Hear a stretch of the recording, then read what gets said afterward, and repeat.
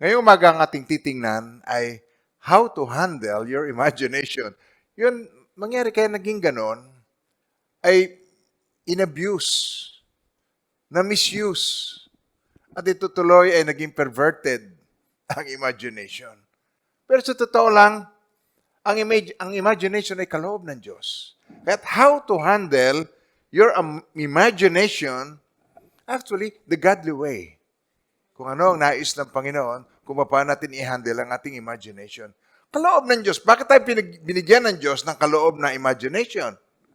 Dahil ang Diyos ay nag-i-imagine. Ang tawag doon sa Bible, God's foreknowledge.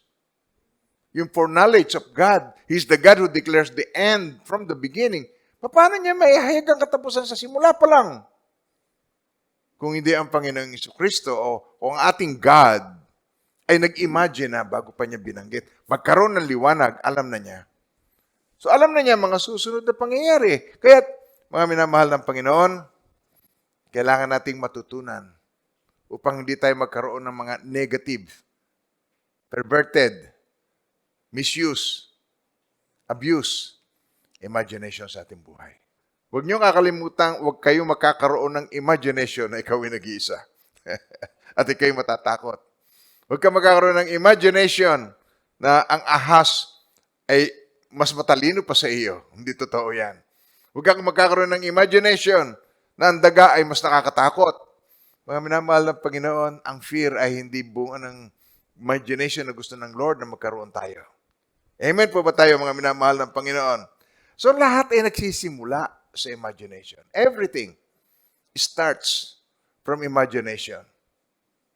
Kung walang imagination, walang magkakaroon. Nagsimula sa imagination. Dahil merong isang tao na nag-isip na magkakaroon ng mga ganito mga bagay. Merong isang tao nag-isip na magtayo ng kumpanya. Kaya meron tayong mga kumpanyang malalaking kumpanya. Lahat. Katulad ng may nakita kang art. Halimbawa, nakita kang painting, a piece of art. May imagination mo na yon. Bago niya ito pinaint. Buhay na buhay ang pagkakapaint. Nagkaroon ng ganon. Musical note, yung mga kinakanta natin. Meron siyang imagination at pagkatapos, nagsimula siyang magsumulat ng mga sulat niya yung mga songs at nagkaroon tayo ng napakagandang awit.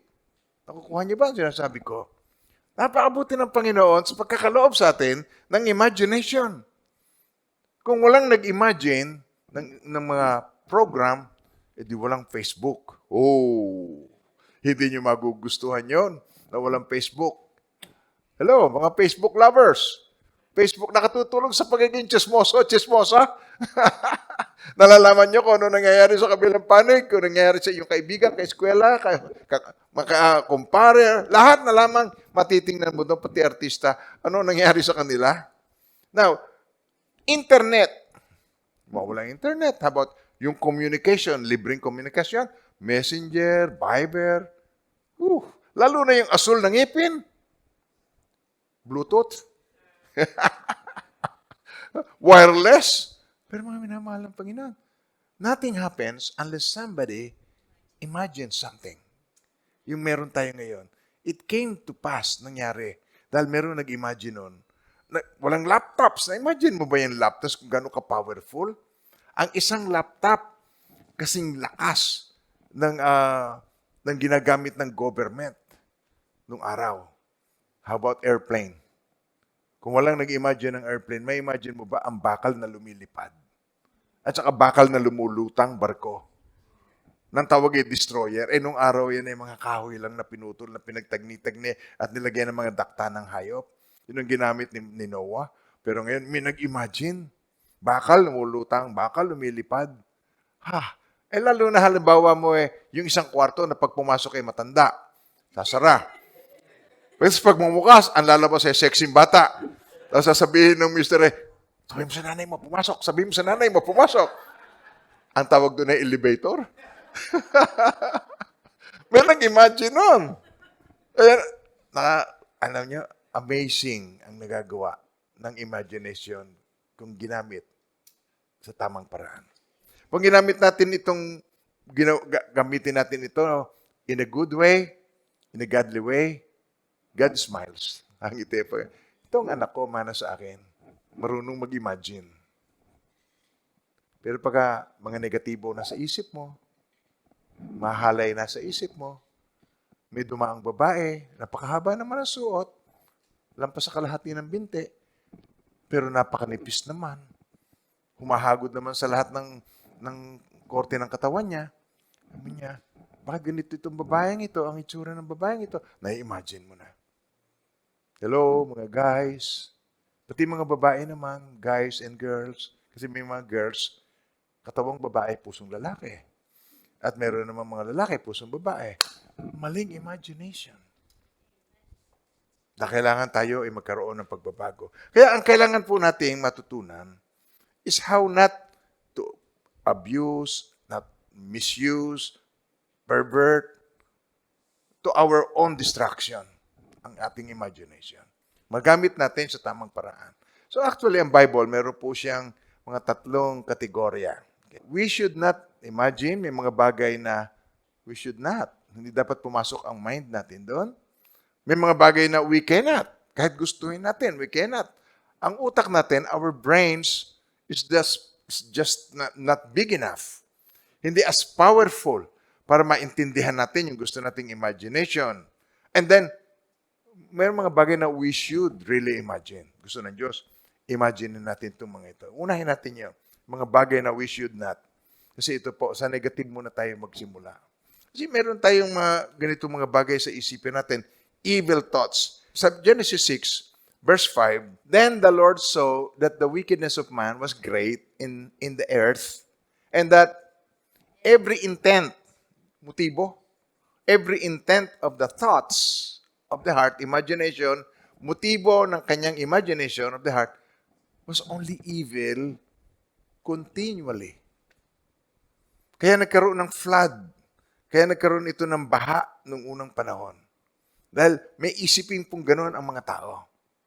Kaya, tinan niyo po, ito yung mga bagay na we should not imagine. Halimbawa, number 1, worry. Ayaw ng Diyos na tayo ay meron tayong fearful thought. Kung anumang evil yan, kung anumang pandemya yan, will just pass over us. Binanggit na yan doon sa Exodus 12. Binanggit na yan sa Revelation 12. They overcame him by the blood of the Lamb, by the word of their testimony. They did not love their lives to the death. Hindi niya inibig ang kanyang mga. Hindi siya selfish. Kaya, ito po, ang nais ng Panginoon makita sa atin. Sa Matthew 6:34, sabi niya, Therefore, do not worry about tomorrow. Pagkatapos ng COVID, ano ang mangyayari sa economy? Kung wala na akong job, ano pa ang babalikan ko? Kung nailit ang bahay ko sa Amerika, nasunog, ektaryang, libo-libong ektarya. Daan-libong ektarya. Bahay na pagkagaganda, 5 bedroom. Alam niyo ba, sa lugar na makahoy, doon ang mahal? Kaya ang mga nasunog dito, milyon-milyon na bahay, pagkagandang mga bahay nasunog. Tapos yung isang 55 years old, nagsasalita siya na umiiyak siya. Sabi niya, at this age, 55 years old na ako, tapos nawala ang bahay ko. Ano kaya mangyayari sa akin? Alam niyo, kahit ikaw ay may faith, it is okay to cry. Okay lang na ikaw ay umiyak. Hindi ko sinasabi yung mamang yun, walang faith, kaya sa umiiyak. Madali ba mawala ng bahay? But therefore, do not worry about tomorrow. For tomorrow will worry about its own things. Sufficient for the day is its own trouble. Sapat na yan. Sa Tagalog, tinan ninyo, huwag ninyong alalahanin ang bukas. Sapagkat ang bukas ang mag-aalala sa kanyang sarili. Ano ibig sabihin yan? Ako bahala sa iyo. Yun ang sabi ng Panginoon. Sabi nga, ulitin niyo, ako bahala sa iyo. Yan ay binubulong ni Lord sa iyo, miski ngayon. Ako bahala sa iyo. Sabihin niyo yan. Ako bahala. Yan ay binubulong sa iyo ng Panginoon. Kaya, sabi niya, sapagkat ang bukas ang mag-aalala sa kanyang sarili. Sapat na para ngayon ang kabalisahan sa araw na ito. Why? Kasi ang worrying, sabi ni Jesus, wala naman itong maitutulong sa iyo, walang maidadagdag sa iyo kahit kaparanggot ang iyong pag-aalala. Mas gusto ng Panginoon ay kayo nagtitiwala. Sapagkat wala ka na rin namang magagawa. Eh, ganyan na lang kamay mo. ikaw na ang bahala, Panginoon. O, pagka ganon, sabi niya, yan ang sinasabi ko sa iyo. Yan ang gusto ko sa iyo. Sayang lang ang pag-aalala mo kasi ang lahat ng iyong nakaraan pag ikinuwento mo ngayon. Kahit ano pa ang nangyari, napatay ang tatay mo, nagkasakit, nung panahon kailangan mo, iniwan kayo, nung maliit ka pa. Kahit ano pa ang nangyari, pag ikinukwento mo yan ngayon, nakangiti ka na. Alam niyo kami, iniwan kami ng tatay namin. Pero mga doktor na yon, mga judge na yon, mga kung ano-ano na. Natapos niya, narausan niya ang buhay. Why? Sabi ng Panginoon, sapagkat ang bukas ang mag-aalala sa kanyang sarili. Merong may hawak ng bukas.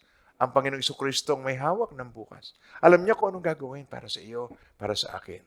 Pag-iingatan niya tayo, hindi niya tayo iwan, hindi pababayaan man. Amen po ba tayo doon? Kung meron tayong dapat katakutan sa ating kalagayan na ito, hindi COVID-19. Ang dapat nating katakutan ay sin.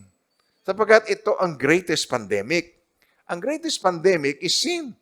Sabi rito sa Romans 5:12, therefore, just as through one man sin entered the world, isang tao lang yan, ang sin nag-enter sa world, and death through sin, and thus death is spread to all men, because all sinned. Nakikita niyo ba yan? Nakikita mo yung aking point? Nag-agree ba kayo sa aking point? Kaya yung sin, yan ang tinake ni Jesus. Ginawa ng Diyos ang hindi nagawa ng kautusan lalo sa likas na kahinaan ng tao. Ulitin natin. Ginawa ng Diyos ang hindi nagawa ng kautusan dahil sa likas na kahinaan ng tao. Sinugo niya kanyang sariling anak, sa anyo ng ang taong makasalanan upang maging handog para sa kasalanan. At sa anyong iyon, sa pa, at sa anyong iyo'y hinatulan niya ang kasalanan. Ang kasalanan ko, kasalanan mo, kasalanan nating naniniwala, nananalig sa Panginoon Jesucristo, hinatulan na ng Diyos. Sino pang hahatol sa iyo? There is therefore now no condemnation. Verse 1. Tignan niyo. Kaya nga, hindi nahatulang maparusahan ang mga nakipag-isa kay Kristo. To God be the glory. Ang the worst pandemic ay sinolusyonan na ng Diyos sa pamagitan ng ating Panginoong Jesucristo. Amen! Praise God! Pangalawa, yung last. Pag-uusapan pa ba natin ito? Oh, hello. Tanggap sa katabi mo. Oh, tingnan mo na lang. Pag-uusapan pa ba natin yan last? Pag-uusapan pa natin yan. Yung gawa ng laman, pag-uusapan na ba natin yan? Tayo naman ay galing na doon. Tayo naman ay mga makalaman. At yung iba ay pabalik-balik sa pagiging makalaman. Amen po. Kaya, sa matadero lang mahal ang laman. Okay, pero dito, ay hindi nais ng Panginoon iyang pagiging makalaman. Kaya, yung work na yan, yung imagination na yan, na may kinalaman sa mga fleshly desires. It is not always sex, ang fleshly desire. Tulad sinabi ko, pag may dumaan ng babae na medyo maganda ang hubog, tapos may damit na, pero we should not, these are the things we should not imagine. We should not worry. These are all negative imagination. Last, how about revenge? Unsettled issue. Hindi tayo nakaganti, hindi tayo nakabawi. May mga moments, nagbabalik, pag naliligo ako, nagbabalik sa akin. Minsan kumakain kami, bakit pastor parang galit ka? May naalala ko na may ginawa sa akin na hindi ako nakaganti. Naiisip ko pa lang sa mind ko kung paano. Napatay ko na siya ng maraming beses sa mind ko. Pumapasok sa aking isipan ang mga bagay na yun. It's not helping. Nangyari sa akin, alam ko nangyayari sa inyo. Alam niyo yung tatlong ito, worry, lust, revenge. Alam ko, sapagkat si Jesus, ang Panginoon na nagsabi niya, nakita niya sa Genesis 6:5. Balikan natin, tinan niyo.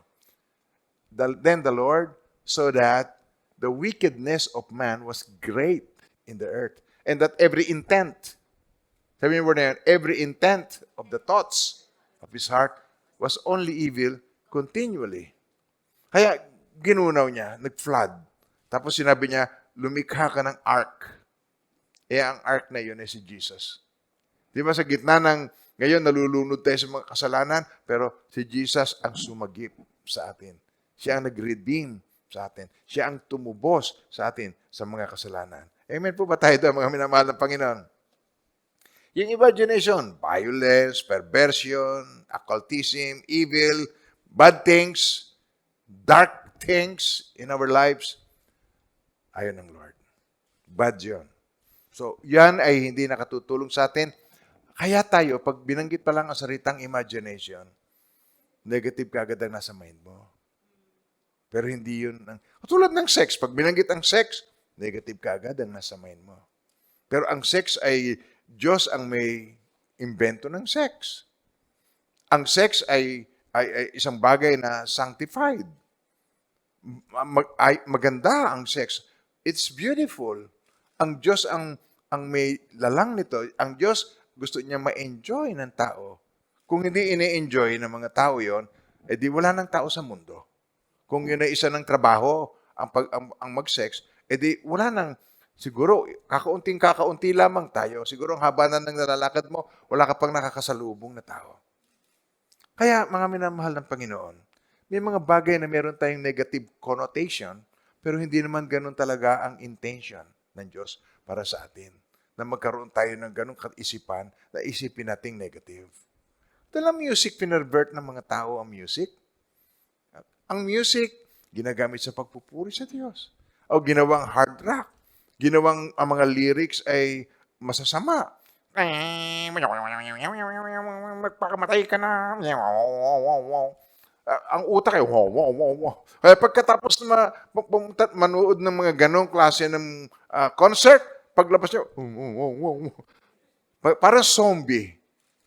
Habang nanonood noon, pills, drugs, marijuana, shabu, orgy, mga minamahal na pala, demonic.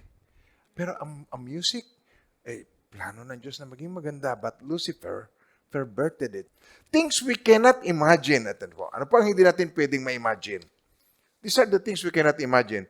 We cannot imagine the universe. Paano nasa lansan ng mga planeta hindi nakakabungguan? Bakit hindi nalalaglag? Ba't hindi tayo nababaksakan ng bituin? Ba't hindi nadikit sa atin ng buwan? Hindi natin ma-imagine. Because of gravity, because of gravitational attraction. Yeah, right. Gravitational attraction. Paano mo na ipapaliwanag ang nanganak na tao? Oh, ganito yan. Nagsiping si tatay, si nanay, tapos yung sperm, tsaka papaanong naging tao yon? Yung cell na yon na nagdikit, paano naging tao yon? Paliwanag mo nga sa akin yon. Ganito yan. Hindi mo yan kayang ipaliwanag. Because you cannot imagine it. Kung paano. Kausap ko ngayon, mamaya hindi ko na makausap. Bakit? Ang kaluluwa niya humiwalay na. Tumigil siya sa paghinga. Paano may paliliwanag sa akin yung namatay na tao? Yung ang buhay, hindi natin may paliwanag, yung namatay pa. These things you cannot imagine. Nagigets siya ba ang sinasabi ko? Now, God wants to help us. Hindi natin ma-imagine ang Diyos kung gaano niya tayo kamahal. Kasi ang ating alam sa pagmamahal, ang love na alam natin is so limited. Ang alam nating klase ng pag-ibig, nagre-respond lang tayo. So, may ibig sa atin. Ang hindi kaibig-ibig, hindi natin ma-extend ang love na ibinigay ng God sa atin. Parang,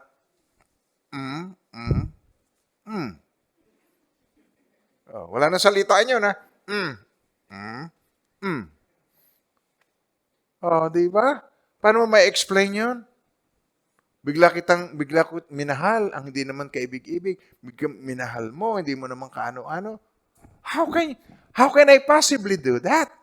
I cannot imagine kung anong klaseng love ng God na nagdala sa akin, nag-lead sa akin para maibig ko mga tao na hindi ko kaano-ano, gamitin ko ang sarili. Hindi ko ma-imagine kung paano ko gagawin ang mga bagay na yon.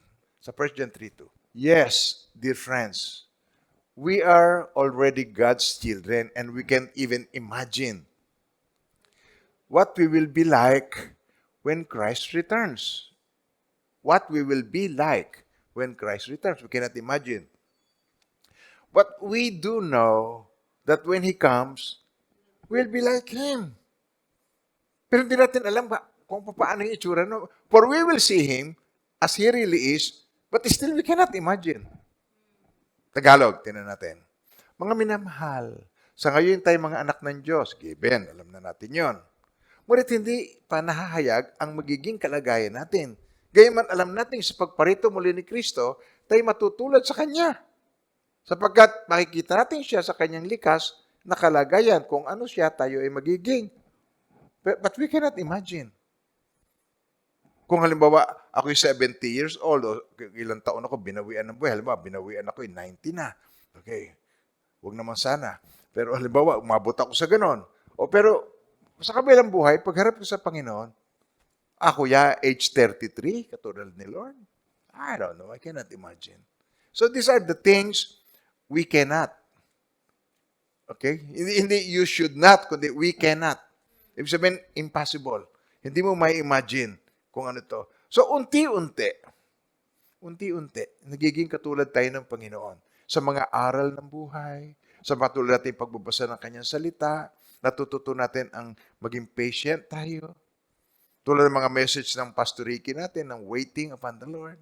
Alam niyo ba, totoo yung preaching ng ating pastor na yan? The greater is your waiting, the greater is your blessing. Na-imagine niyo ba yan? But that's true. Katulad nung kay Joseph, may plano ang Diyos sa kanya. The greater is the waiting. Hanggang sa mangyari yung sinabi ng Diyos sa kanya, kung yuyukod sa iyo mga kapatid mo, yuyukod sa iyo mga magulang mo, yuyukod. Sabi niya, yuyukod ang mga tao. Pero the greater is the waiting. Ang waiting po, ibig sabihin dito, yung waiting, yung iyong pagsiserve habang ikaw katulad ng waiter, hinihintay niya kung ano yung order mo. Waiter. So, the greater is the waiting. The greater is the waiting on God. The greater is the blessing. Naniniwala ba kayo doon? The greater is the waiting. The greater is the blessing. Isa pa. The greater is the waiting. The greater is the blessing. Yan ang katotohanan. Maski sa buhay ko. Maski sa buhay ng anak ko. Si Pastor J. Ganyan. Ang tagal niya naghihintay. Nakikita niyo po? But we cannot imagine. Hindi niya ma-imagine, pero siya ay naniniwala. Nakikita niya na may mangyayari sa ginagawa niya. Namimili siya noon. Kasi ang kanyang experience ng aking anak, may kwento ko sa inyo, yung aking anak. Naipasok siya ng kanyang nanay doon sa isang dialysis. Ang tawag po din yung chronic case, yung parang clinic, dialysis clinic. So nag-train siya doon, tinrain siya ng Pilipino, na ang pangalan ay si Peter, natuto siyang mabuti sa kanya. Okay? At nung matuto na siya, eto na siya, nagtrabaho na siya sa ibang ospital, lumaki na ang sweldo niya, pero nakita niya may pera. Nakita niya, na-imagine niya, yayaman siya. Pagka nagdadrive siya, magkakasama kami, sabi niya, sa edad na 50, I will be retired. Ako, lalaki na ang aking pera. Sinasabi niya na sinasabi yon. Alam niyo, namili siya ng mga dialysis machine. In-stock niya ngayon doon sa kanyang garahe ng bahay. Hindi niya maipasok ang kanyang kotse. Pati garahe ng kapatid niya, sinaksakan ng mga dialysis machine. Ang isip tuloy ng mga kasama niya, nasisiraan na ng bait. Alam niyo ba, pag ikaw ay sa Diyos nagtitiwala, ang tingin ng mga tao sa iyo ay nasisiraan ka ng bait? How about Noah? Ang tagal niya, pero he cannot imagine how it works. Hindi niya ma-imagine paano magkaka-flood. Wala namang ulan. At nandun siya, nagagawa siya ng malaking ark na sinabi ng Panginoon sa kanya, pero nasa bundok. Paano? Tapos ang tingin sa kanya ng mga tao, for 120 years, ang tawag sa kanya, Noang sira, si Noang sira. Kasi hindi malaman kung ano yung ginagawa niya. Bangka, hindi nila alam kung ano yung bangka. Wala po noong tubig. Walang baha, wala. Hindi umuulan. Wala. Kaya hindi nila alam kung ano yon. At nung dumating ang araw, doon lang nila nalaman, may totoo nga pala. Things we cannot imagine, pero when it comes, pupurihin mo ang Diyos. Pagka nangyari na ang sinasabi ng Panginoon, wow. Although we cannot imagine, it doesn't mean that we will stop trusting. Tandaan yan. Even if we cannot imagine, does it mean we will stop trusting? We will continue on trusting God, even if we cannot imagine. Amen po. And these are the things we should imagine. Ito po ang pangatlo. Pasok tayo rito, we should imagine these things. Philippians 4 verse 8. Fix your thoughts on what is true, honorable, and right. Think about these things that are pure and lovely and admirable. Think about things that are excellent and worthy of praise. Sa Tagalog, tinan niyo po. Sa wakas, mga kapatid, dapat maging imagination ninyo, laman ng inyong isip, mga bagay na karapat-dapat, kapuri-puri, mga bagay na totoo, marangal, matuwid, malinis, kaibig-ibig, at kagalang-galang. Yun ang dapat maging imagination natin. Ito ang dapat natin gawin. Ang problem, ito po. The problem is, our negative imaginations. Yan ang problem. Sino po ang mayroong negative imagination? Pakitaas ang kamay. Sabi ko na expert tayo lahat dyan Kaya hindi na natin kailangang pag-usapan ng matagal. Pero alam niyo kung bakit ko gustong bigyan natin ng pansin din upang malaman natin kung ano yung iiwasan mo na nai-imagine mo. See, itong problem minsan kapatiran mo na medyo lang naman na mahilab-hilab, maganda. Okay? Pagkatapos, mag-i-imagine ka na sa kanya. Pagtitripan mo na at lalabas sa bibig mo, ang laman ng dibdib, lumalabas sa bibig. Hindi maganda. Nakaka-offend. Hindi tama. Kaya tinanin niyo po mga minamahal ng Panginoon. Ang problema natin ay yung negative imagination. Ang tawag natin doon ay mental and emotional barrier. Hadlang. Para yung nais ng Panginoon na maging productive ka, maging constructive ka, hindi mangyari. Ang nauuna kasi ay nais mong gawin. Hindi ang nais ng Panginoon na gawin mo. Para maganap ang kanyang pinaplano para sa iyo, ang nais ng Diyos, magkaroon ka ng pagbabago sa takbo ng iyong imagination. Magkaroon ng pagbabago. Are you willing to go by the plans of God na magkaroon ka ng imagination na maayos? Amen po. Dapat mong maintindihan itong mga bagay na ito sapagkat ang Panginoong Jesucristo nagbigay ng talinghaga tungkol dito. Natatandaan niyo yung talinghaga tungkol sa prodigal son? Yung bata, yung younger, dalawang anak ng sinabi ng Panginoong Jesucristo doon sa kanyang talinghaga ng prodigal son. The parable of the prodigal son. Sabi nung kanyang bunso, Tatay, ibigay mo na sa akin ang aking mana. Ang tatay ay hindi nagtanong, saan mo gagamitin? Yung prodigal son, naisip niya, kunin niya yung mana, ibinigay ng tatay niya, pagkabigay ng mana, ipinagbili niya kaagad ang ari-arian. At humayo siya at pumunta sa malayong lugar.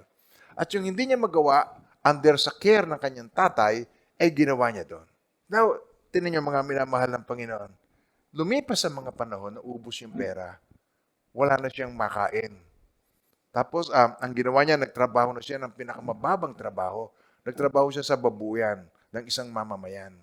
Tapos, yung pagkain ng baboy, hindi gusto, nung may-ari ng babuyan, hindi niya gustong agawan yung pagkain ng baboy. Na-imagine mo ba yan? Hagmash, hindi ka pwedeng kumain. Pagkain na ng baboy, hindi ka pa pwedeng sumalo. Ganon ang katinding gutom. Alam niyo ba sa kaginding kagutuman, kinakain ng karton? Sa Bible, yung anak iniluluto, nakakalukuhan yung magulang, tapos itinatago yun. Nung siya na ang papatay ng anak niya, ayaw. Meron sa Bible yan. Homework, hanapin mo yun, sinasabi ko.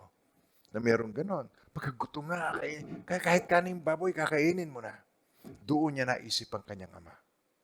Sa piling ng aking ama, ang mga katulong doon, ang mga alila ng aking ama, kumakain ng masagana habang ako ay naghihirap.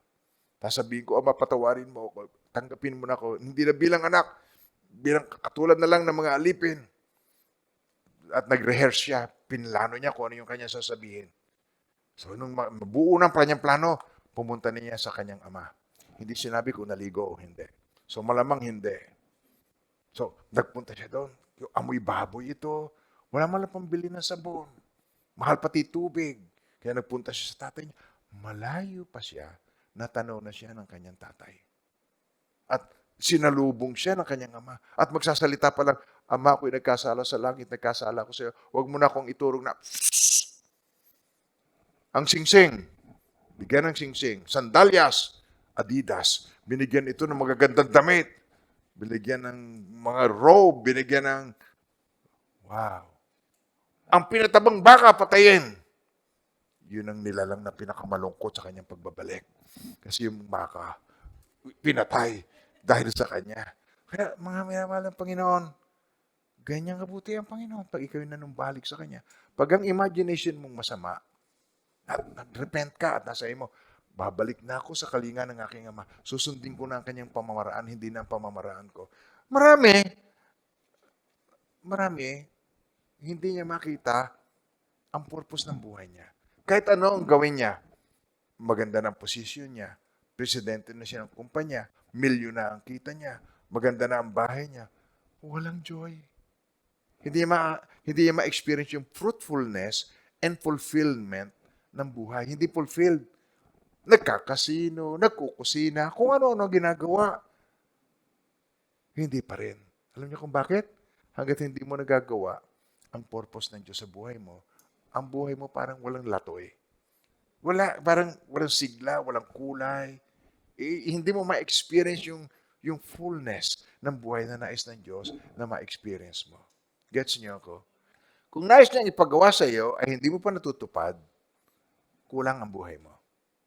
At ang marami sa mga tao ay kulang-kulang. Hindi yata kayo natawa doon sa kulang-kulang. Kulang-kulang, hindi mahusto, kulang-kulang. Sabi sa 1 Corinthians 2:9, ganito ang nasusulat, but it is as it is written, eye has not seen, nor ear heard, nor have entered into the heart of man the things which God has prepared for those who love Him. Ayon sa kasulatan, hindi pa nakikita ng mata, ni naririnig ng tenga, hindi pa rin sumasagi sa imagination, sa isip ng tao. Sabi niya, isip ng tao, hindi pa sumasagi sa imagination ang inihinda ng Diyos sa mga umiibig sa Kanya. Hindi pa sumasagi sa Kanya kung ano itsura ng langit. Kaya marami hindi interesado sa langit. Akala ang langit, sagutin siya ng girlfriend, makuha niya ang gusto niya doon sa kanyang girlfriend, mag-live-in sila ng kanyang girlfriend. Akala niya yun ang langit. Hindi niya alam, hindi niya minimithi ang langit. Ang mind niya is set on the things below, not on the things above. Hindi pa nakikita ng mata. Okay, sabay-sabay. Hindi pa nakikita ng mata, ni naririnig ng tainga. Hindi pa rin sumasagi sa isip ng tao, sa kanyang imagination. Ang ininala ng Diyos, kanino? Sa umiibig sa Kanya. Kaya, tinan yung mga minamahal ng Panginoon. Salamat sa Diyos kung tayo ay interesado sa langit. Kung tayo ay interesado sa pagpapakabuti. Kung tayo ay nararito para mag-serve kay Lord. At sama-sama tayo. Hindi ba yun ay God-given? Binigay ng Lord sa ating mga puso. Sabi sa Ephesians 3:20, tinan natin. Now to Him who is able to do exceedingly abundantly above all that we ask or think or imagine, according to the power that works in us. Tagalog. Ngayon, sa Kanya na makagagawa ng higit na sagana kaysa lahat ng ating hinihingi o iniisip, ayon sa kapangyarihang gumagawa sa atin. Kaya minamahal ng Panginoon, napakabuti ng Lord. Amen po. Meron tayong 3 reasons to trust God with all of our heart. Amen po. Buong puso. 3 reasons. 3 mahalagang reason kung bakit kailangan tayo ay magtiwala sa Diyos. These 3 reasons to trust God, take note, these 3 reasons to trust God is not easy for most people. Magtitiwala ka sa Diyos. Sa isang nakakatakot na sitwasyon. Sa isang mapanganib na sitwasyon na sa gitna ka ng laot. Sa isang mapanganib na sitwasyon, nandun ka sa COVID ward. Wow. It is not easy, hindi ito madali, para sa maraming tao. Tingnan natin dito sa Job. Sa gitna na nag-aalim po yung bagyo, ganito ang sinabi ng Diyos kay Job. Kasi kino-question ni Job yung kanyang nararanasan. Kino-question ni Job ang karunungan ng Diyos. Tinitingnan niya, kaya sabi niya, sino ka mag-aalinlangan sa aking kaalaman? Lalo lamang lumilitaw ang iyong kamangmangan. Tumindig ka riyan. Magpaalalaki ka. Tanong ko sagutin, ikaw ay magsabi. Ikaw ba ay tao na nang gawin ko ang mundo? Kung may nalalaman ka, lahat ay sabihin mo, hala. Dagdag ko na lang yung hala. Sino ang nagpasya tungkol sa lawak nito? Sino ang sumukat? Yay di kaila sa'yo. Sino ang may hawak ng pundasyon ng mundo? Bakit ito hindi bumabaksak? Sino ang naglagay ng panulukang bato? Noon ay umawit ang mga tala sa umaga at ang mga anghel ay nagdiwang at nagsaya. Sino ang humarang sa agos ng dagat? Nang mula sa kalaliman, ito'y sumambulat. Ang dagat ay tinakpan ko ng makapal na ulap, kaya ang karimlando ay lumaganap. Ang tubig, akin nilagyan ng hangganan upang ito'y manatili sa likod ng mga harang. Sinabi kong sila'y hanggang doon na lamang, huwag nang lalampas. Ang along naglalakihan upang huwag malunod ang sangkatauhan. Nilagyan niya ng hangganan. Dagdag ko na lang yan. Okay. Kinukwentuhan ko lang kayo. Okay. Nakalikha ka ba ng kahit isang bukang liwayway? Tignan niyo yung mga tanong niya yan. Ang daigdig ba ay iyong naigawa ng tanglaw upang ang masasamay mabulabog sa taguan? Dahil sa sikat ng araw ay nagliwanag ang lahat, parang damit na inayos. Ngayon ay nakahayag. Sa liwanag ng araw, natatakot ang masama. Sa dilim sila gumagawa, pagkat ang karahasay, hindi nila magagawa. Napunta ka na ba sa pinagmumulan ng bukal? Alam niyo ba yung bukal? Nakapunta ka na ba doon sa source noon? Nakalakad ka na ba sa pusod ng karagatan? Tignan niyo yung mga tanong na yan. Tignan niyo, imagine niyo natin niyo. Nakarating ka ba doon? Nakapunta ka ba sa pinagmumulan ng spring? Sa ilalim? Bakit nasulpot yun? Nakalakad ka na ba sa pusod ng karagatan? May nakapagturo na ba sa iyo sa pintuan na ang hantungan ay madilim na hukay? Nalalaman mo ba ang sukat nitong mundo? Kung may nalalaman ka, hala, sabihin mo. Kaya mga minamahal ng Panginoon, tingnan yung mga questions na yan. Kaya tingnan nyo, tatlong reason to trust God is this. Number one is the presence of God. Actually, ito yung angkla ng ating kaluluwa, ang presence of God. For some people, this is scary. Na-imagine mo ba? Di ba ngayon uso ang CCTV, ano? May CCTV ang Diyos sa banyo mo. May CCTV ang Diyos sa bedroom mo. May CCTV ang Diyos sa utak mo.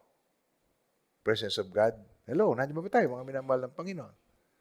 Eh, yung mga taong takot sa principal, ayaw yon. Ang Diyos ay hindi principal. Ang presensya ng Diyos ay hindi upang tayo saktan. Ang presensya ng Diyos ay hindi upang tayo ay ma-intimidate ng kanyang presence. Ang presence ng Lord ay para maka-experience tayo ng victory sa ating buhay. Yun ang purpose ng presence of God.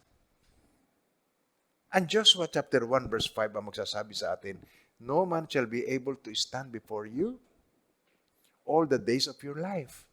As I was with Moses, so I will be with you. I will not leave you nor forsake you. Okay, hindi kita iiwan. Tagalog, niya, hindi ka matatalo ni Numan. Okay. Pero natalo ka ba sa basketball? Natalo ka ba sa ping-pong? Hello, nandiyan mo tayo. Natalo ka ba sa panliligaw? Sa halip na ikaw nagustuhan ni siya? Natalo ka ba? Natalo ka ba ng best friend mo? Magkaibigan kayo magkasama kayo, isang crush ninyo nung nag-uusap ikaw nagpapa-charming siya ang naging? Natalo ka rin, di ba? Hello? Hindi yun ang pinag-uusapan. Ang pinag-uusapan dito ay may kinalaman sa katagumpayan ng buhay. Buhay ang pinag-uusapan natin dito. Hindi ka matatalo ni Numan habang ikaw ay nabubuhay. Kung paanong sinubaybayan ko si Moises, gayon din gagawin ko sa iyo, hindi kita pababayaan. Naranasan ko yan. Marami nagtangka. Wasakin ang ministry. Marami nagtangka. Siraan ako. Marami nagtangka. Talunin ako. Marami nagtangka. Nakipag-compete sa ministry, sa naik na hindi naman dapat. At wala naman akong intention doon. Pero hindi nagtagumpay. Bakit? Ang presensya ng Diyos. Kasama ko ang Diyos, di ako mangangamba, di ako malulungkot. Kasama ko ang Diyos, dumaan man ako sa ilog, di ako malulunod. Dumaan man ako sa apoy, di ako masusunog. Kasama ko ang Diyos, yeah, yeah. Di ako mangangamba, di ako malulungkot. Hey, hey, hey. Kasama ko ang Diyos. Sabi mo sa katabi mo, kasama ko ang Diyos. Hindi niya tayo iiwan, ipababayaman. Istorya ni Joseph, bibigyan ko ng buhay sa inyo. Tinan niyo, na naginip siya. Nakita niya uhay. Tapos doon sa uhay, mga uhay, nakita niya, yung mga kapatid niya may mga uhay ng harvest. Pagkatapos sa mga ito, yumukod. Nandun siya sa gitna, yumukod sa kanyang panaginip. Tapos ito pa yung isa, nakita niya bituin, ang buwan, ang araw. Tapos yumukod sa kanya. Parang tatay at nanay niya yan, yumukod din sa kanya. Kaya nagalit sa kanya mga kapatid niya nung ikwento niya. At buhat nun, kinainggitan siya ng kanyang mga kapatid. Kaya nung puntahan niya kanyang mga kapatid para dalhan ng merienda doon sa gubat, doon pinagplanuhan. Ito na ang Joseph na ito. Ito ang mapangarapin na ito. Papatayin natin. Ayaw ng isang kuya. Wag, kapatid din natin yan. Ilagay na lang natin sa balon. So, inilagay sa balon. Pagkatapos, iiwan na sana nila. Hindi, pagbili na lang natin. Pinagbili.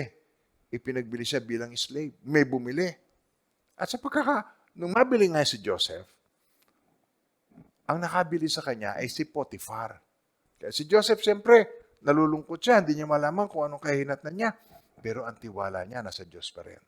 O si Potiphar ngayon, nakita kay Joseph ay ang presence ng God. Sa Genesis 39 verse 3, tignan nyo, the Lord was with Joseph, and he was a successful man, and he was in the house of his master, the Egyptian. And his master saw the Lord was with him. Nakita na ang Diyos kasama niya.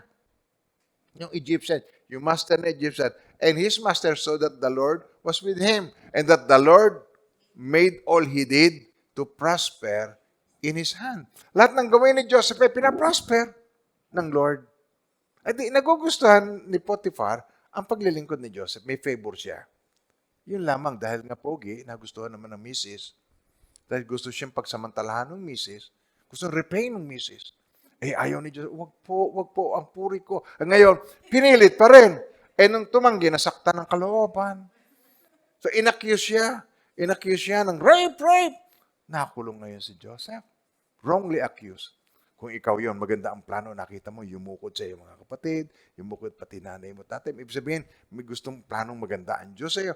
Pero buhat ng sinabi ng Diyos, pinakita ng Diyos, puro masama na ang pangyayari. Pero hindi nawala ang tiwala niya sa Panginoon. Ang presence ng Lord, lagi niyang ino-honor. Nakukuha niyo ba ito? Nakulong. Nung nasa kulungan, nalugod din ang guard. Nakita rin ng guard, sabi sa Genesis 39 verse 21, but the Lord was with Joseph and showed him mercy, and he gave him favor in the sight of the keeper of the prison. Okay, tuloy pa natin sa verse 23. Okay. And the keeper of the prison did not look into anything that was under Joseph's authority. Binigyan niya ng authority si Joseph, hindi na siya nakikialam si Joseph na pinabayaan niya. Because the Lord was with him. Yun ang nakita. And whatever he did, the Lord made it prosper. Maminamahal ng Panginoon. Taghirap ngayon. Nag-guess nyo ba ako doon? Naghihirap ang ekonomiya ng mundo. Ang magagandang mga negosyo ngayon ay online. Ano ba ang i-online ko? Okay. Bibigyan ka ng wisdom ng Panginoon.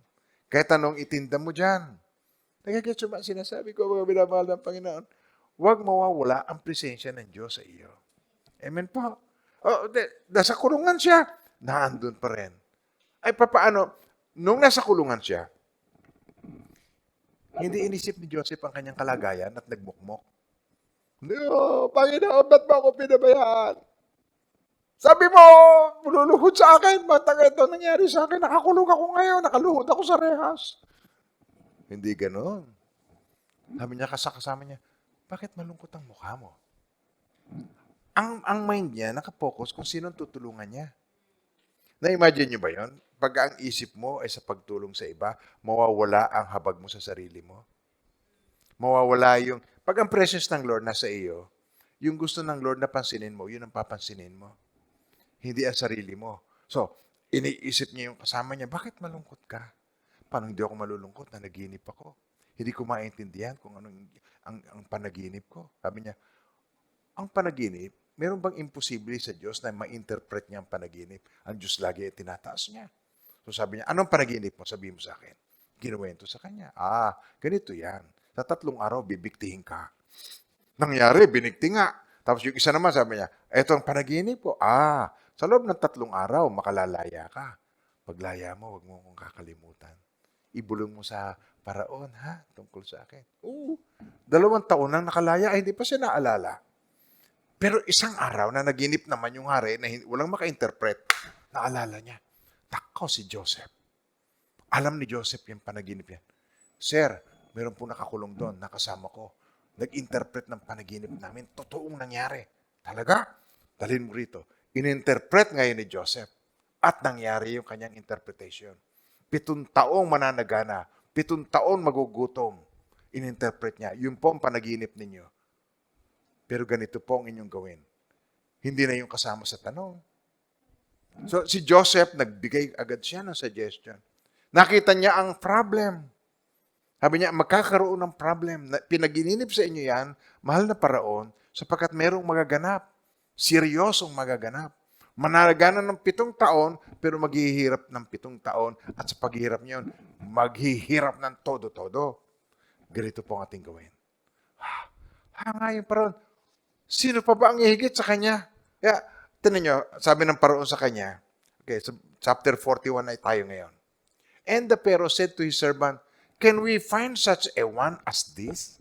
A man in whom is the Spirit of God? Ang presensya ng Diyos. Then Pharaoh said to Joseph, inasmuch as God has shown you all this, there is no one as discerning and wise as you.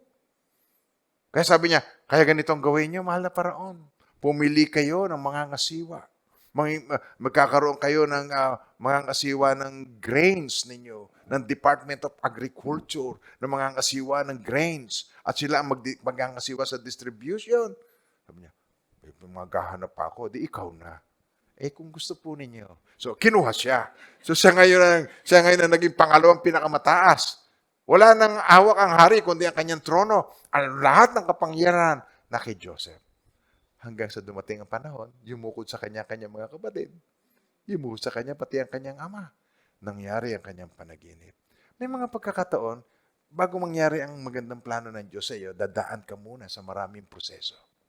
At pag ikaw ay nasa proseso, the greater is the process, the greater is the blessing. The greater is the waiting, the greater is the blessing. Tandaan nyo, ulit. The greater is the waiting, the greater is the blessing. Woo! To God be the glory. Amen po. Amen. So, mga minamahal ng Panginoon, ang unang-unang reason to trust God ay ang presensya ng Diyos na nangako. Sabi niya, ulit-ulit, Joshua chapter 1, verse 5, no man, kahit na kapatid mo pa, no man shall be able to stand before you all the days of your life as I was with Moses, so I will be with you, I will not leave you, nor forsake you. Sa gitna ng COVID, nandiyan ang presensya ng Diyos. Kaya mga minamahal ng Panginoon, government fails. Kulang po kahit anong gawin niya Sa Amerika nga, nagsusunugan pa Nagrarayot pa Sa Hong Kong, magulo. Ang gobyerno ng tao ay hindi perfect. Ang perfect na government ay ang Panginoong Jesucristong government. At parating na tayo doon. Are you excited to wait? Di ba? Darating na, malapit na magbalik ang mag-govern ng ating gobyerno, ang Panginoong Jesucristo. Darating ang time. So, habang naghihintay tayo, huwag mawawala ang iyong focus, ang iyong tiwala sa presence ng God. Huwag kang ma-intimidate na ang presensya ng Diyos ay kasama mo lagi. Hindi siya nandyan para ikaw intaying magkasala at parusahan. Ang Panginoon, ang presensya ng Panginoon, nandyan para sa gitna ng kagipitan, siya'y iyong maaasahan. Kabaligtaran. Hindi ka para parusahan, kundi para ikaw ay tulungan. To God be the glory. Amen po. Pangalawa, Dadali niya tayo sa pangalawa. Ito po, B. Bakit? Yung una, presence of God. Nangako si Jesus, I will not leave you nor forsake you. I am with you till the end of the age. Sabi niya, huwag kayong maging covetous. Masiyahan kayo kung anong meron kayo. Sapagkat ang Diyos ay nangako, I will never leave you nor forsake you. I am with you till the end of the age. Hindi ko kayo iwan, ipababayaan man. Presence of God. Sabi niya ngayon, presensya ng Diyos. Kay sarap magpuri sa presensya mo. Ang presence of God. Now, this will bring us to truth number 2. Plans of God. Alam niyo ba na may plano ang Diyos? At ang plano ng Diyos sa bawat minamahal niya ay katagumpayan. May plano ang Diyos sa bawat minamahal. May plano kay Abraham, may plano kay Noah, may plano ang Diyos. May plano kay Saul of Tarsus, may plano kay David, may plano kay Pastor Jesse. May plano ang Diyos. Sa Joshua chapter 1 verse 7, tinan niyo.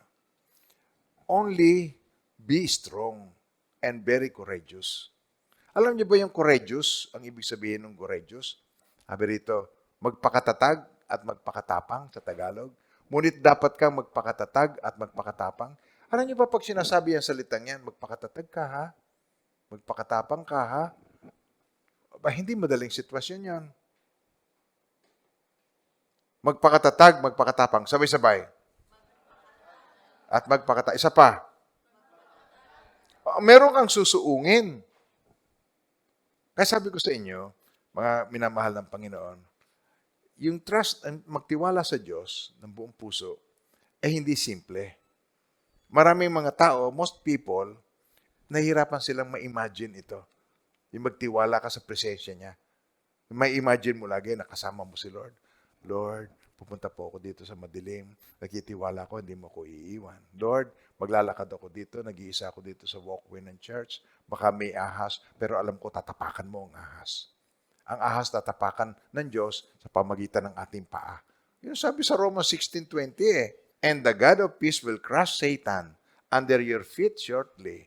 The grace of our Lord Jesus Christ be with you. Amen. Ikaw ang tatapak. Pero siya ang tumatapak doon sa pamamagitan mo.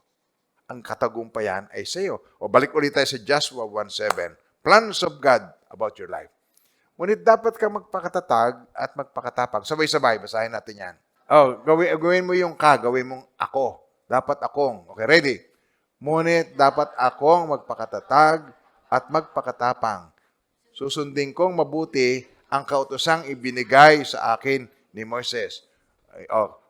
Huwag akong susuway ang anumang tinagubilin doon at magtatagumpay ako sa lahat kong gagawin. Ang kinin natin to. This is for us. Yung Joshua, Yeshua. Yan ang henerasyon natin. Panahon ni Moses, nandun sila sa gipit na kalagayan. Si Moses, natakot siya. Hindi niya malaman kung anong kanyang gagawin. Nagagalit ng mga tao. Wala bang libingan sa Egypt? At dinala mo kami rito para kami dito patayin ng mga Egyptians? Sinabi na namin, wag mo kami pakialaman.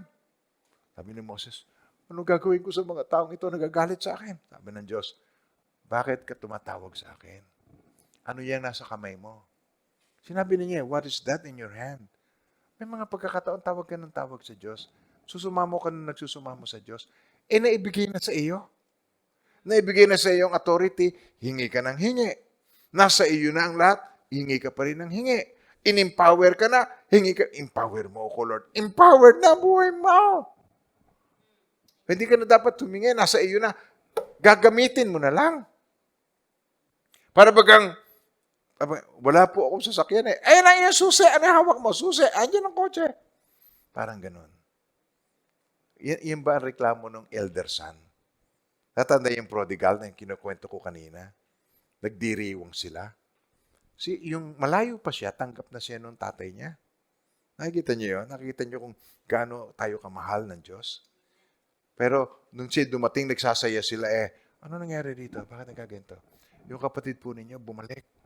At pagkatapos pinatabang baka. Ayan, nagsasaya po dahil ang kapatid nyo namatay ngayon ay nabuhay at nagbalik kasama na natin. Natutuwa po si tatay. Hindi. Hindi tama. Ayaw pumasok. Sinabi niya, pumasok ka anak. Makipagsaya ka. Ayoko. Tagal ko naglingkod sa inyo, maski bisirong kambing, hindi niyo ako binigyan para sa aking mga kaibigan. Tapos ngayon, dumating yung anak mong Suwael na ginilustay ang pera. Eto, anak mo, hindi niyo sinabing kapatid ko. Nakikita niyo ba ang point?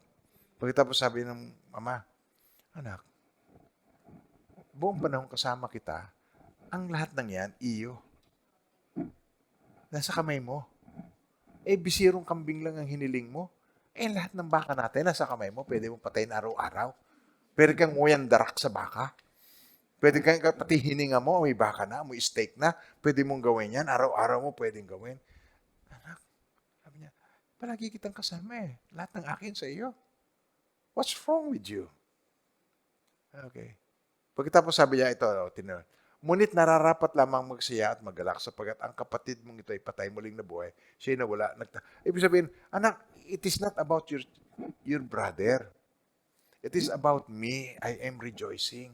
Nagsasaya ako, iniimbitahan kita na makipag-join sa aming party. This is my party. I'm happy with your brother. Masaya ako sa kapatid mo. I'm happy with him. Na siya ay hindi napahamak na andito siya. Nagbalik loob siya sa akin. Bakit ka nalulungkot at nagkakaganyan? Ang lahat ng akin ay iyo. Ika'y palagi kong kasama. Tapos ano pang karugtong niyan? Wala na. Alam niyo kung bakit? Ikaw kasi magduduktong niyan. Nagigets niyo? Kaya yun ay unfinished story. Nagsisiba yung kapatid nila matanda? Unfinished story. Bakit ganon? Ikaw ang magtutuloy. Amen po. Woo! Yes! Now, balik ulit tayo. Tingnan ninyo. So, dahil sa ang nais ng Panginoon, okay, ay maunawaan mo, He is not promising you success with what you want to do. Ang tanya. Ang promise ng God ay hindi success story mo sa gusto mong gawin. Ang promise ng God ay ang success story mo sa kanyang gusto mong gawin mo para sa iyong ikabubuti. Meron siyang planong maganda para sa iyo na nais niya, doon ka tumutok. Hindi doon sa plano mo. Okay. Ilang beses ka na bang nabigo sa plano mo? Wala ka namang kadala-dala. Kaya, tingnan nyo, kaya ang nais niya, kaya ang maraming failure na na-experience natin is because we do what we plan to do or what we want to do. Not what God wants us to do. Kaya tayo, nagkakaroon ng failure, nai-stumble tayo sa ating sariling mistakes. Because that is what we want. That is what we desire to do. Hindi nang nais ng Diyos na gawin mo. Now, sino sa inyo ang gusto na maging successful sa buhay? Pakitas lang kamay. Seriously. Simple lang naman ang nais ng Diyos para ka maging successful. Maski may COVID. Balik tayo doon sa kwento ng anak ko na parang sira-sira. Si Pastor Joe, parang sira-sira. Namimili ng mga machine. Tapos binubuo niya yung mga machine nasa garahe niya. Tapos kahit anong gawin niya, wala naman siyang makuhang kontrata. Kahit anong gawin, wala. Hindi siya makakuha ng kontrata. Nagsasabi pa lang, pwede ba makausap ang CEO niya? Oo, pinapalayas na siya. So, ang tingin, naaawa sa kanya yung kanyang mga kaibigan na kapwa niya nurse. Awawa naman tong kaibigan ko. Nasiraan na ng bait. Hindi niya makuha yung kanyang gusto eh. Eto, punta ng punta hanggang sa gumibap siya. So, ang ginawa niya, nagtrabaho na lamang siya sa isang tao na yun ang umaagaw ng kontrata niya, yun ang nananalo, Amerikano kasi. Sabi niya, sa taong ito, sabi niya, Robert, magse-serve na lang ako sa iyo. Pinangangako ko sa iyo. Ikaw kasi ang kalabang ko sa business, hindi ako manalo sa iyo. So magjo-join na lang ako sa iyo. Maglilingkod ako sa iyo ng tapat, wala kang iintindihin, ako lahat ang gagawa. Sabi niya, bibigay ko na lamang sa iyo pera na. Sounds good? Nakakita ng tao ang Panginoon sa buhay na siya may katapatan. Nagtiwala sa kanya. So, inayos niya talaga. Pinalago niya. Ay, yung taong ito, sa dami ng intindihin, hindi na niya naiintindi ang negosyo niya. Kung hindi kay Jay, na aking anak, kay Pastor Jay, mapapabayaan. Ang tingin ng ibang mga nurse doon sa kanyang trabaho ay napapabayaan pero hindi siya nagpapabaya. Hindi siya makamove kasi hindi kanya. So sinikap niya sarili niyang pera kasi bago niya ma-reach, hindi niya makontak. Pera na niya ginagastos niya, bumibili siya ng materyales, binubuo niya yung machine. Hindi niya alam, ang binubuo niya ay kanya. Nagigets ba sinasabi ko? Kaya, tinan niyo, kung minsan, ipinabubuo sa iyo, pinagagawa sa iyo, yung pala naman, pagkatapos ibibigay sa iyo. Kung minsan, hindi mo naunawaan ng plano ng Diyos, hindi lang sinasabi sa iyo. Pero yung tulong na ginagawa mo ay tinutulungan mo ang sarili mo. Nakukuha niyo ba sinasabi ko? Amen ba tayo doon? Proverbs 11:24. There is one who scatters, yet increases more. And there is one who withholds more than is right, but it leads to poverty. Okay, tingnan natin sa ibang translation, yung mga simpleng translation. One man gives freely, yet gains even more. Another withholds unduly, but comes to poverty. Anong tinuturo sa atin dito? Yung plans of God. Ang gusto ng Lord, huwag tayong maging selfish. Ang gusto ng Panginoon, ang blessing na isineshare natin. Okay. Pagka in-share mo, nalulugod ang Diyos sa'yo, naka-smile ang God. Mabait itong batang ito. Marunong mag-share. Lalo pa kitang ibe-bless. Kaya, ang Panginoon ay marunong mag-bless. Ang lahat ng meron tayo ay bigay lang ng Diyos kasama ang buhay natin. Wala kang meron na hindi galing sa Diyos. Kaya tinan nyo, kung ikaw ay marunong tumulong sa iyong kapwa, ito ang plano ng Diyos. That's plans of God for your life. Kaya ka magtatagumpay dahil hindi ka makasarili. Tinan nyo, ulitin natin ha. Joshua 1:7. Only be strong and very courageous, that you may observe to do according to all the law, which Moses my servant commanded you to do. Do not turn from it to the right hand or to the left. Huwag kang self-righteous, huwag kang leftist, that you may prosper wherever you go. Nandiyan pa ba tayo naman? Gusto ng Panginoon tayo magpanalang magtulungan, magunawaan, magpatawaran. Nais ng Diyos na tayo maging bahagi ng bawat isa. Amen po. But God does not guarantee success kung ang nasa isip mo lang is fun. God does not guarantee your success at things that you think will be fun. God does not guarantee success at what He put you on earth to be and to do. Yun ang gusto niya, yun ang success mo. Kung gagawin mo, kung ano yung gusto ikaw maging, at kung ano yung gusto mong ito ipagawa sa iyo at ginawa mo, success is guaranteed. Real simple, very simple. Sino ang gusto ng success? Gawin mo ang nararapat at gawin mo ang pinagagawa ng Diyos. Tapos sa Jeremiah 29, verse 11, For I know the thoughts that I think toward you, says the Lord. Thoughts of peace and not of evil, to give you a future and a hope.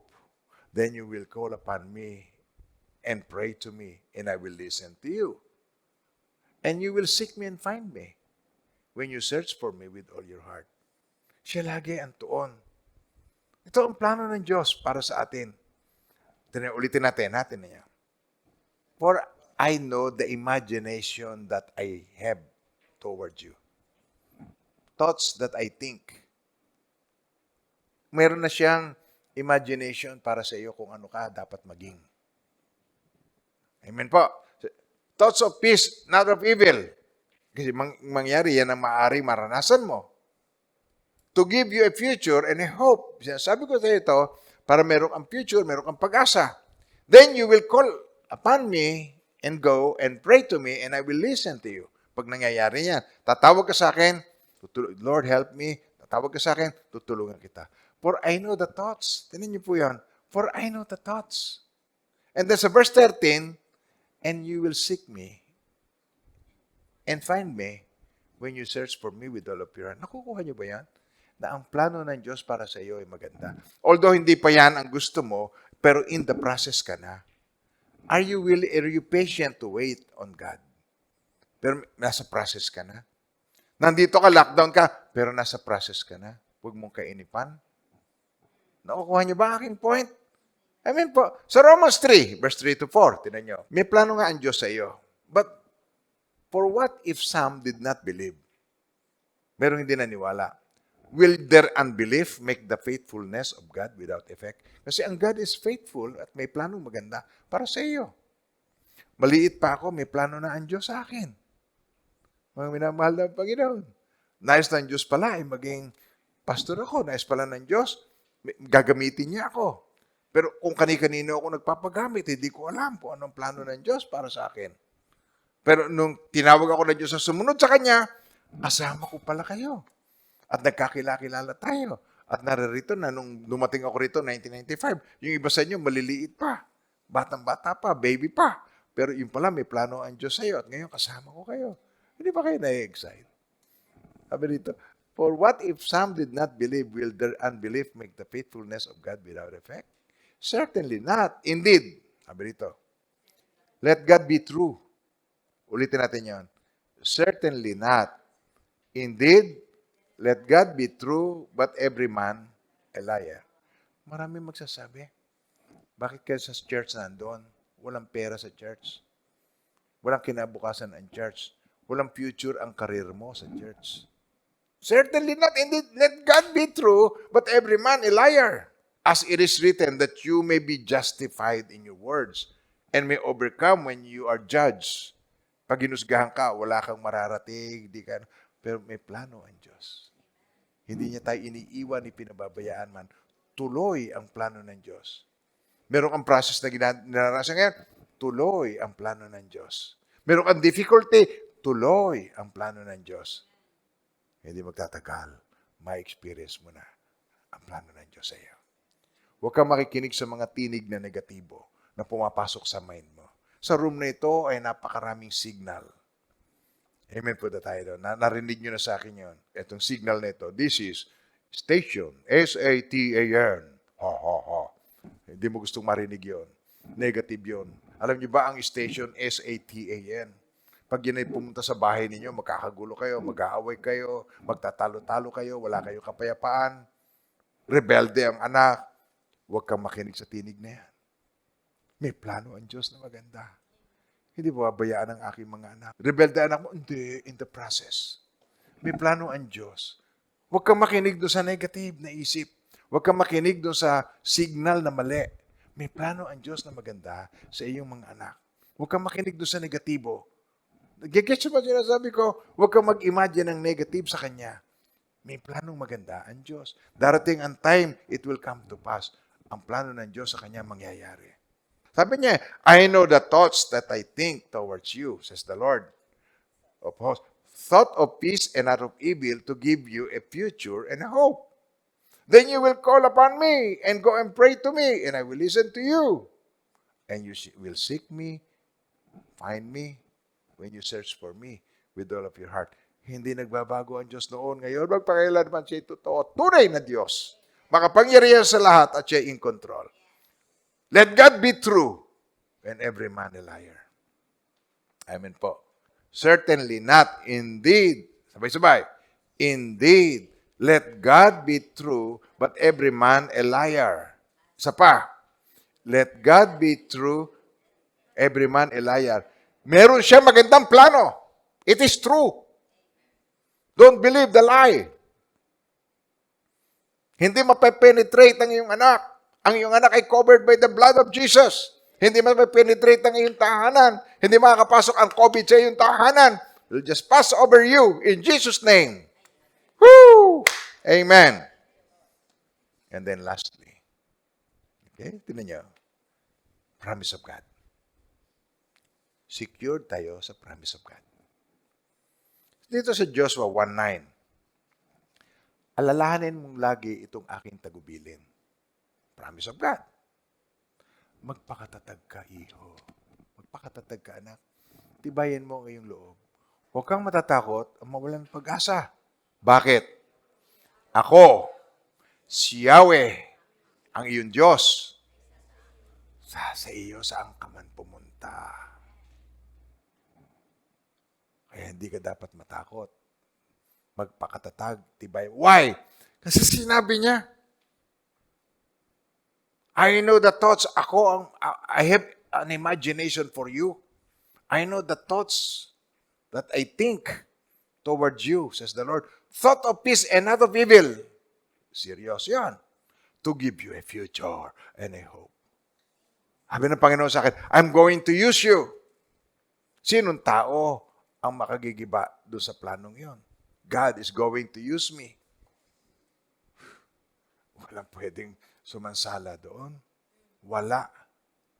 Amen po. Kaya hindi ako natatakot. Alam ko may magandang plano ang Panginoon. Tuloy ang gawain. Ipa-prosper ang gawain.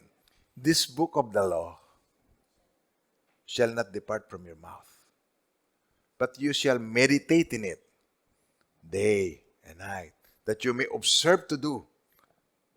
Gusto ng Lord yun, wag ikaw, wag yung gusto mo, sundin mo. That you may observe to do according to all that is written in it.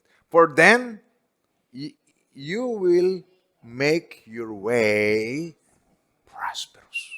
And then, you will have good success. Merong virtual success, tulad ng sa computer game, virtual success. Hindi totoong success. Yung successan lang. Pero itong good success, ang lahat ng area ng buhay mo, successful.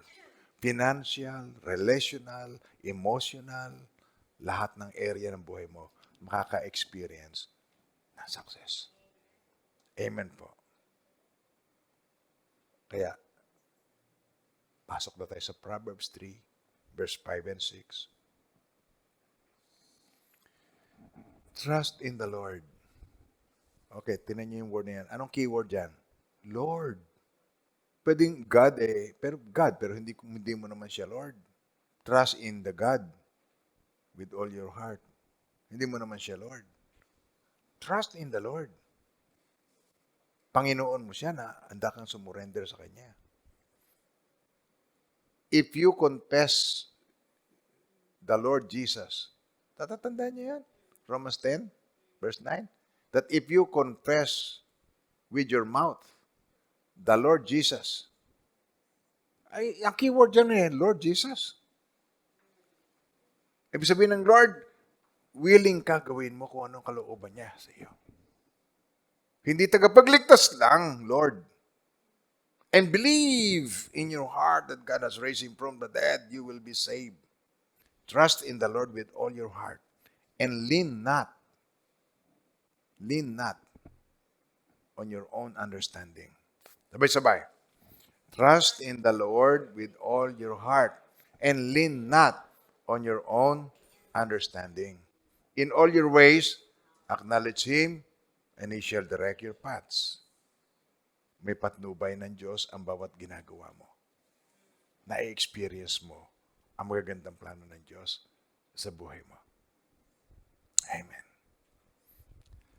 Kung si Jesus ay hindi mo pa Lord, today is the day. Kaya kung kayo po nakikinig dyan at si Jesus ay hindi mo pa Lord, today, hindi lamang siya Savior. Lord, Savior, King. Amen po.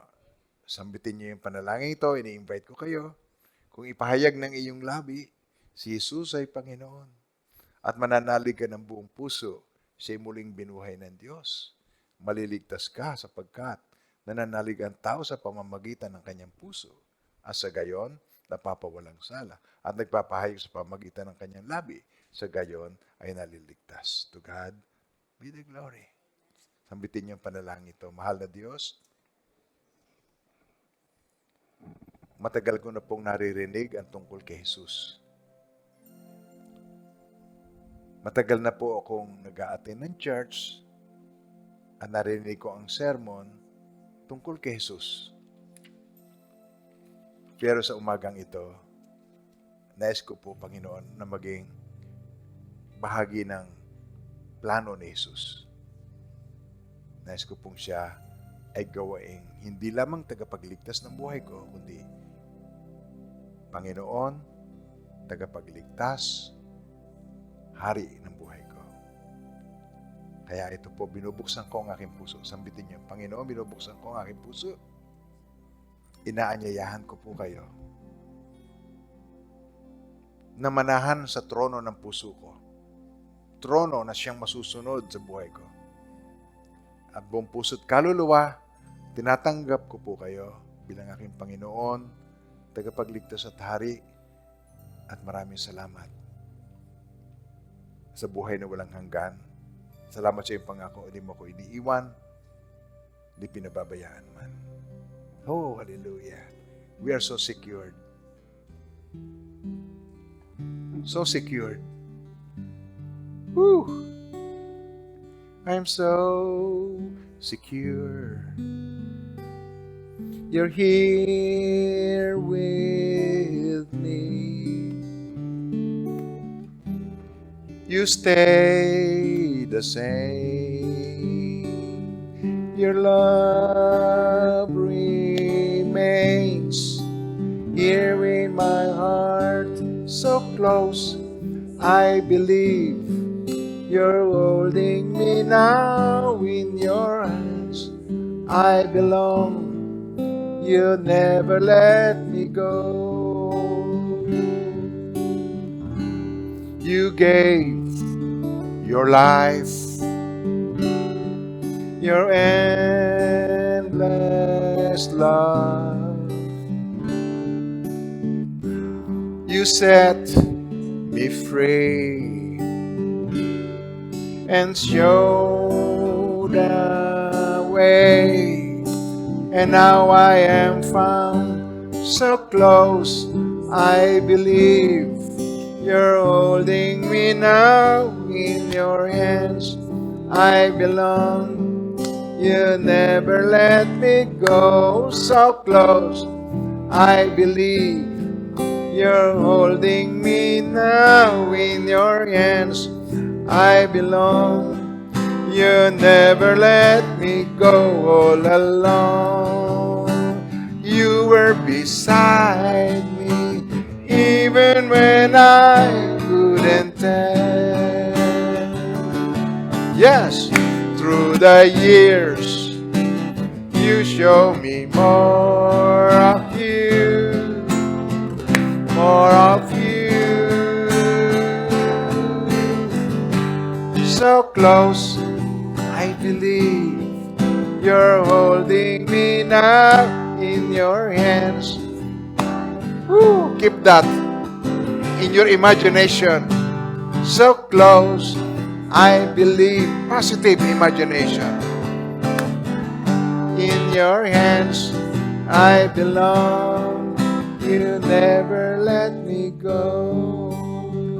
I'm so secure. Oh, yes. Huwag ikaw ang hahawak. Huwag kang manghawakan kay Lord. Hayaan mo siyang humawak sa iyo by faith. I'm so secure. You're here with me. Buong puso. Your love remains.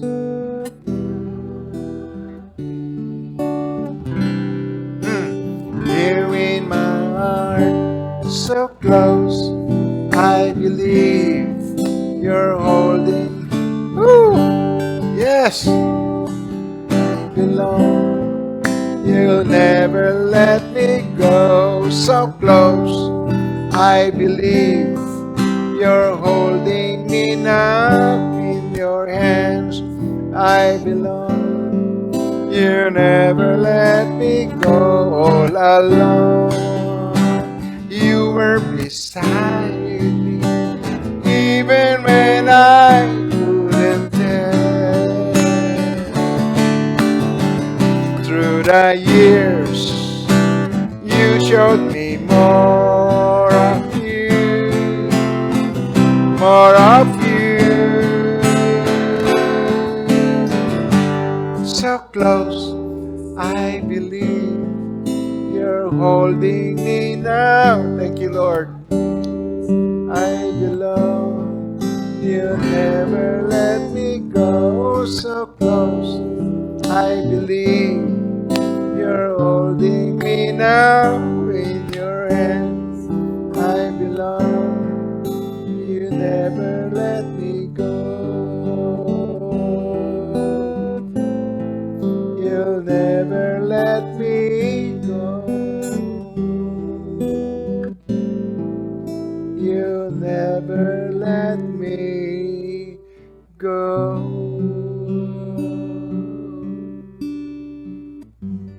Thank you, Lord. Hallelujah. And now may the Lord God bless you and keep you. And may His face so shine upon each one of you and be gracious to you. His countenance be upon you and bring you peace. In the name of the Father, and of the Son, and of the Holy Spirit, in Jesus' mighty name. Woo, amen and amen. Woo. Have a nice weekend. Magkita-kita po tayo muli. Till next time.